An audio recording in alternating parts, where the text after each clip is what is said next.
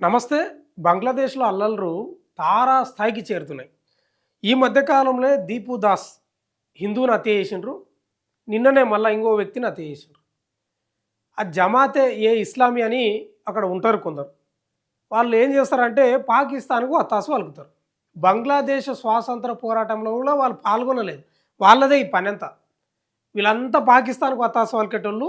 పాకిస్తాన్‌ల మేము కలిసిపోవాలి, ఆ దేశంతోటి భాగస్వామ్యం కావాలని కోరుకునేటోళ్ళే ఇదంతా చేసేది. జమాతే ఏ ఇస్లామీ అనే ఆ కార్యకర్తలు అనుకోండి, లేకపోతే మత ఛాందసవాసులు అనుకోండి, ఎవరైనా కానీ వాళ్ళదే ఈ పంచాయతీ అంతా ఇప్పుడు. హిందువులను ఎక్కడికక్కడ ఊచకోత కోస్తున్నారు.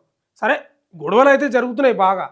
వాళ్ళు ఏం చేస్తున్నారంటే ఏదో వాళ్ళకి సంబంధించిన ముస్లింకు సంబంధించిన ఏదో తీసుకొచ్చి అది చదువు, మేము అది అంగీకరిస్తున్నాం, నేను ఆ మతంలో ఇట్లా ఏదో ఇస్లాంకు సంబంధించిన మతం గురించి చదువు, ఇట్లా నువ్వు హిందూ అని కాదని చెప్పు అని రకరకాలుగా ఏదో చేస్తున్నారంట వాళ్ళైతే.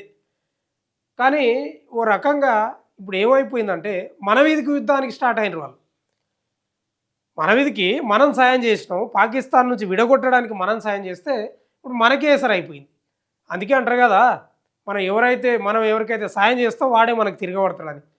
అరే, మీకు ఏమైనా పంచాయతీలు ఉంటే మంచిదే. ఇప్పుడు హసీనాకు ఆమె పరిపాలన బాగాలేదని రకరకాల ఉద్యమాలు చేశారు, ఆమె దించేసిండ్రు, తరిమేసిండ్రు. ఇప్పుడు హిందువుల దగ్గరికి ఎందుకు అంటున్నాయి పంచాయతీ? దాదాపు కోటికి పైగా ఉండరు బంగ్లాదేశ్లో హిందువులు. 1,30,00,000కు పైగా ఉన్నారు.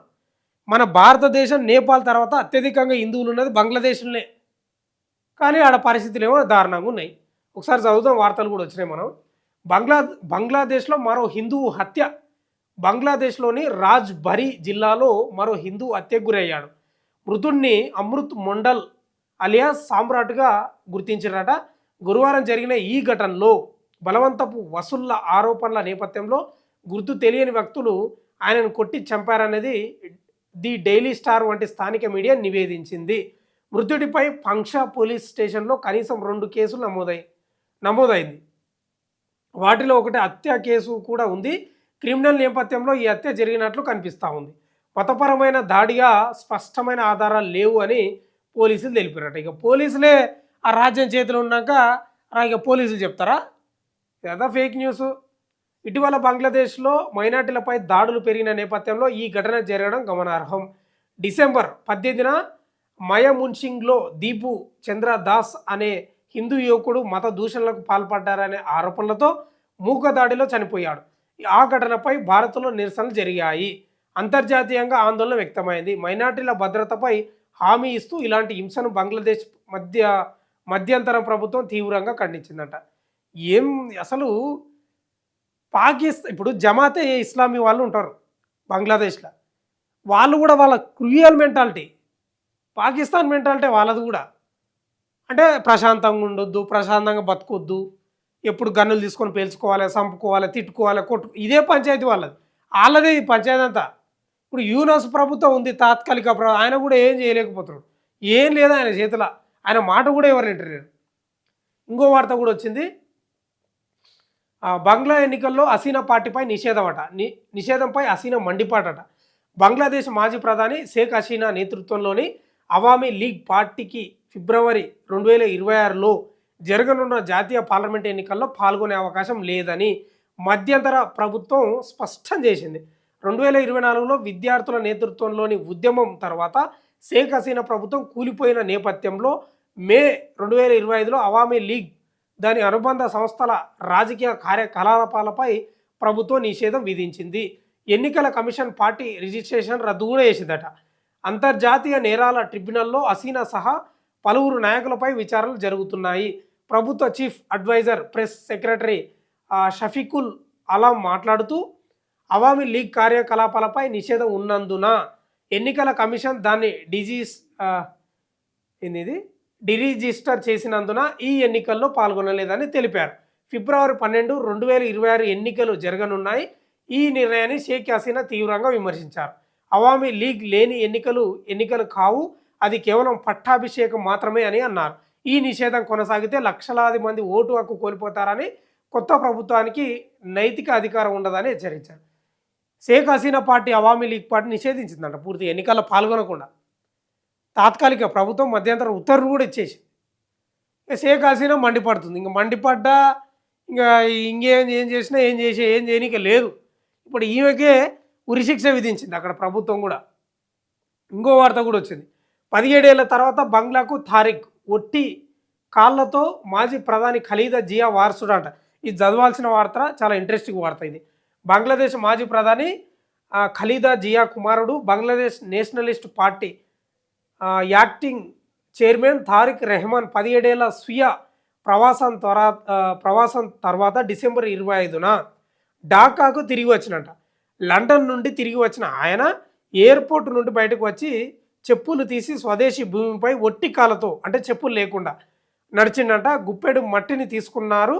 ఆయనకు రోడ్లపై బారులు తీరిన లక్షలాది మంది బిఎన్పి సపోర్టర్లు ఘన స్వాగతం పలికిరట. ఎయిర్పోర్ట్ నుండి పుర్బచెల్లలో 300 ఫీట్ రోడ్లలో జరిగిన ర్యాలీకి వెళ్ళిన ఆయన అక్కడ మొదటిసారి ప్రసంగించారు. American civil rights leader Martin Luther king junior I hey A dream ప్రసంగాన్ని గుర్తు చేస్తూ, నాకు బంగ్లాదేశ్ కోసం ఒక ప్లాను ఉంది, నా దేశ ప్రజల కోసం ఒక ప్లాన్ ఉంది అని చెప్పారు.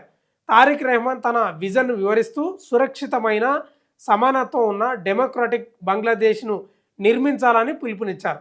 మనం సురక్షిత బంగ్లాదేశ్ నిర్మించాలి. ఏ మహిళ, పురుషుడు లేదా పిల్లవాడు ఇంటి నుండి బయటకు వెళ్ళి సురక్షితంగా తిరిగి రాగలిగే దేశాన్ని నిర్మించాలని ఆయన అన్నాడట.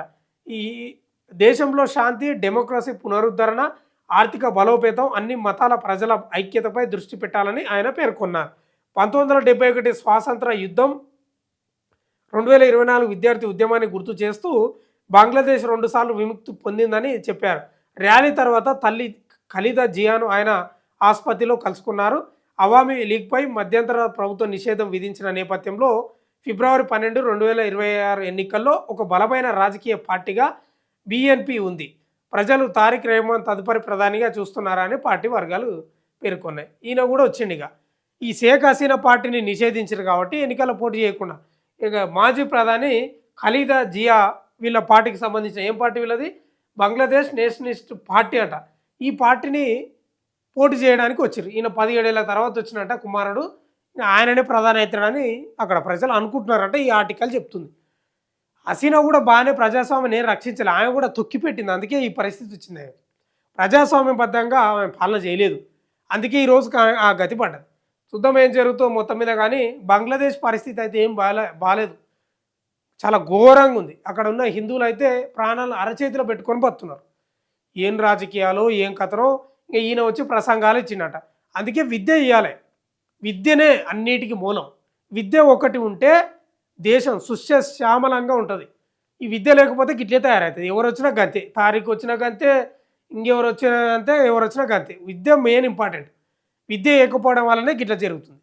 ఇది బంగ్లాదేశ్కు సంబంధించిన ఈ షేక్ హసీనా పార్టీని నిషేధించారట.